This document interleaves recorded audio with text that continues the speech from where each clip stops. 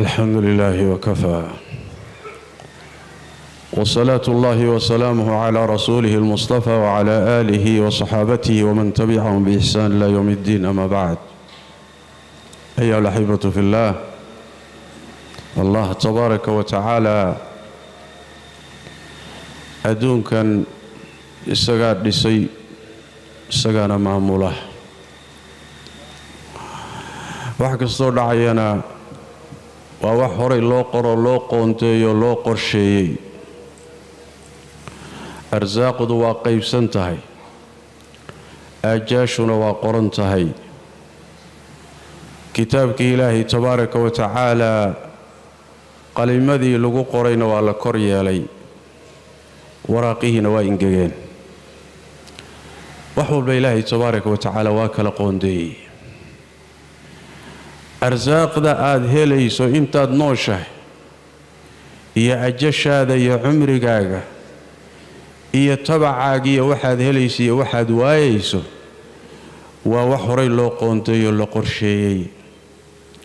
wax iska bedelayaanna maaha.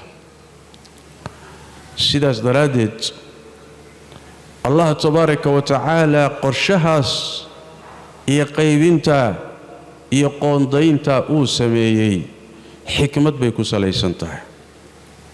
addoommadiisa uu yaqaano, waxa maslaxadooda iyo dantooda uu garanayo, xikmad bay ku salaysan tahay. qaybintu iska qaybi ma ah, xikmad la'aanna ma ah, xikmad bay ku salaysan tahay. addoommada ilaahay qaar waxaa ku jira ilaahay xoolo siiyey oo jaah siiyey oo mulki siiyey oo hadduu intaa ka qadin lahaa fasaadi lahaa.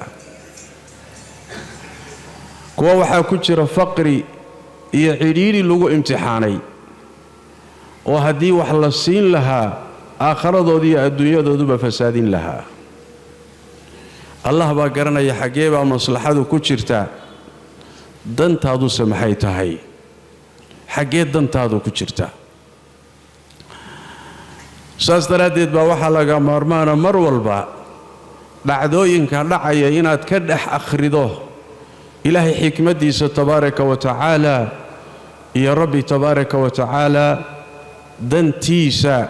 marar badan aynu fahmayno, marar badanna aynaan fahmayn. nebigeennu salawaatu rabbi wasalaamu calayh waxa uu leeyahay: إن الله تبارك وتعالى يبتلي عبده بما أعطاه. إلهي أدونكي سوحوكو امتحانا يا وحوسيي، فمن رضي بما قسم الله له روحي كرالي كل قدوحي إلهي سيي هو يراد هو بدناضو بارك الله له ووسعه. إلهي باوحوسيي وبركيه waana u waasiciyaa. ruuxii wixii ilaahay siiyey aan raalli ku noqonina ku qancinna looma barakeeyo. iimaankaa laga qaadaa. wuxuusan gaadhaynin baa hor orda, kadibna suu u hor ordahaya ayuu ku tagaa. meel xun buu ku dambeeyaa aakhariya adduunba. sidaas daraaddeed baa ay laasim tahay inaynu fahanno allah tabaaraka wa tacaala wuxuu kuu qoray. mar walba ogow dantaada iyo maslaxadaadu halkaasay ku jirtaa. maslaxadaadu waa halkaa. ma aha haddii allah tabaaraka wa tacaala wax kugu cidhiidhiyey ama cudur kugu ibtileeyey ama carruur la'aan ama faqri ama wuxuun kugu ibtileeyey ma in ilaahay ku nacay.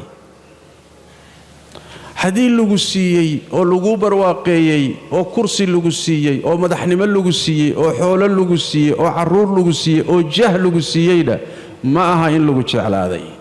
fahamkaasi waa fahamka gaalada. allah tabaaraka wa tacaala wuxuu inoo sheegay: faama alinsaanu idaa mabtalaah. bini aadamka markuu ilaahay imtixaano wanacamah uu u nimceeyo, adduunyo ku karaameeyo, u waasiciyo, fayaquulu rabbii akraman.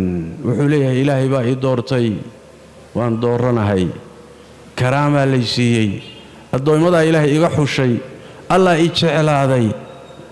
wa amaa idaa mabtalaahu faqadara calayhi risqah. dhanka kale hadduu ilaahay imtixaano oo risiqa lagu xidhiidhiyo wuxuu leeyahay rabbi ahaanan rabbigay baa ii ahaanaystay waa lay nacay waa lay dullaystay buu leeyahay allah tabaaraka wa tacaala wuxuu yidhi kallaa saa ma aha saad moodeen ma aha kan lagu xidhiidhiyeyna ihaano ma aha kan loo waasiciyeyna doorashiya karaamo ma aha ee labaduba waa siday aayaduhu ku bilowdeen oo idaa mabtalaahu labaduba waa imtixaan kan lagu xidhiidhiyeyna waxaa la fiirinayaa bal inuu sabro kan loo waasiciyeyna waxaa la fiirinayaa bal inuu shukriyo abaalka iyo xisaabtuna waa dambaysaa allah tabaaraka wa tacaala addoommadiisa qaybta uu wax u qaybiyey waa liyandura kayfa tacmaluun bal saad samaysaan baa laydin fiirinayaa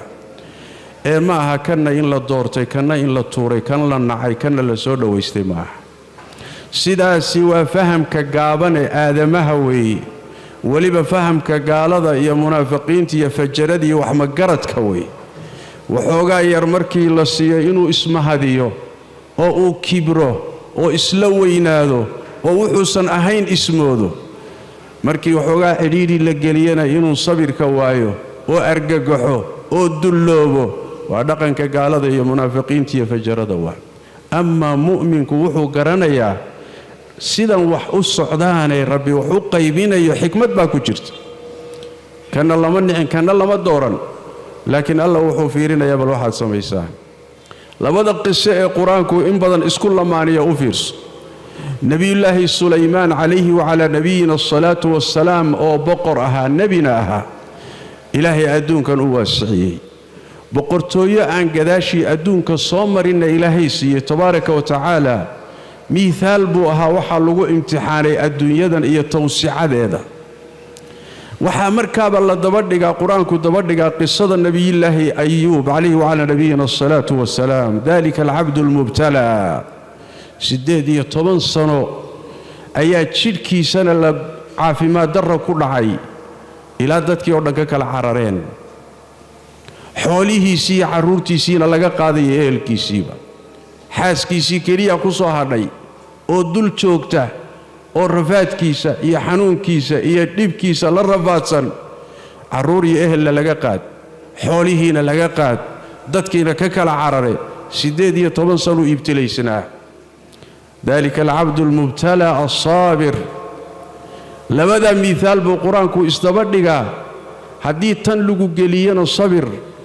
haddii tan lagu geliyana shukri labadaasaa bini aadamka ilaahay tabaaraka wa tacaala u dhaxaysa sidaas daraaddeed baa nebigeennu sal alla alay wasalam wuxuu leeyahay ina allaha tabaaraka wa tacaala yaxmii cabdahu almu'mina addunya allah addoonkiisa mu'minkaa wuxuu ka ilaaliyaa adduunyada wahuwa yuxibbu isagoo jecel isagoo addoonkii jecel oo addoommada uu doortay ka mid yahay ayuu haddana adduunyada ka xakamaynayaa risqii baa laga xakamaynayaa ganacsigii baa laga xakamaynayaa kursigii baa laga xakamaynayaa adduunyadii baa loo diidayaa laga celinayaa maxaa looga celinayaa nebigu wuxuu yidhi sal alla alay wasalam sida ruuxa idinka xanuunsada aad cuntada iyo cabbitaanka ugu diidaan oo kale idinkoo u baqaya ruuxu markuu xanuunsado marbaa isagoo cuntadii raba oo cabbitaankii raba oo innaguna isaga aan jecel lahay yaan jacaylka aan jecel lahay baan cuntadii iyo cabbitaanka ka reebaynaa suusan xanuunku ugu badanin ama suusan ugu halaagsamin oo uusan ugu dhimanin ayaan cuntadii iyo cabbitaankii wixii uu jeclaa een la jeclayn baan u diidaynaa si aad u badbaadiso uu u badbaado lilaahi almathalu alaclaa allana addoonkiisa uu jecel yahay mu'minkaa marar far badan adduunka waa ka qabtaa si uusan ugu ibtiloobin oo aakhiradiisa ugu seegin